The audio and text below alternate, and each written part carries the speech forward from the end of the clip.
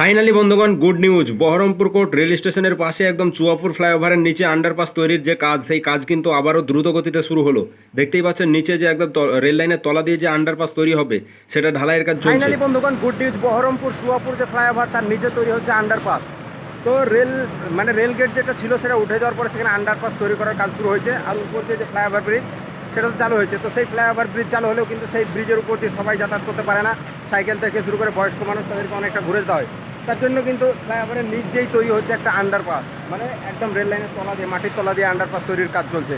সেই কাজের গতি এবার বেড়ে গেল। অনেকদিন থেকেই চলছিল কাজ, দ্রুত গতিতে চলছে। ইতিমধ্যেই এক সাইডে, মানে মেডিকেল কলেজ অ্যান্ড হসপিটাল যেদিকে আছে, সেই সাইডে কিন্তু ফ্লাইওভার নির্মাণের যে মানে আন্ডারপাস নির্মাণের যে কাজ, সেটা শেষ হতে চলেছে।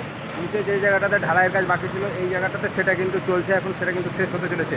তো তারপরে পরেই কিন্তু এটা কমপ্লিট হয়ে গেলেই কিন্তু বহরমপুর কোর্ট রেল স্টেশনের 1 থেকে 5 নম্বর প্ল্যাটফর্ম পর্যন্ত সম্প্রসারণ হবে। এবং সেই প্ল্যাটফর্মের দৈর্ঘ্য নাকি বাড়ানো হবে একদম চুয়াপুর ফ্লাইওভারের দিকে, এটাও শোনা যাচ্ছে। তো সেটার কাজ কিন্তু ইতিমধ্যে শুরু হয়ে গেছে, দ্রুত গতিতে কাজ চলছে।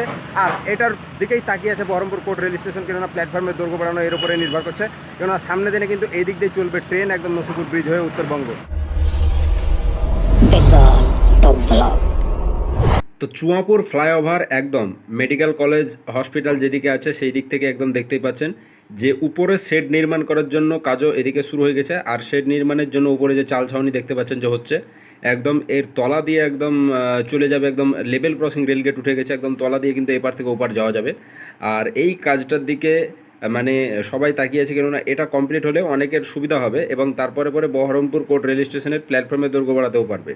তো এই হচ্ছে সেই চুয়াপুর ফ্লাইওভারের নিচে আন্ডারপাস রেলগেটের, দেখতে পাচ্ছেন লেভেল ক্রসিং রেলগেটের আন্ডারপাসের একদম এই জায়গাটা যেটা বাকি ছিল, সেই তলায় দেখতে পাচ্ছেন ঢালাইয়ের কাজ চলছে। আবারও কিন্তু কাজ শুরু হলো ভালোভাবে।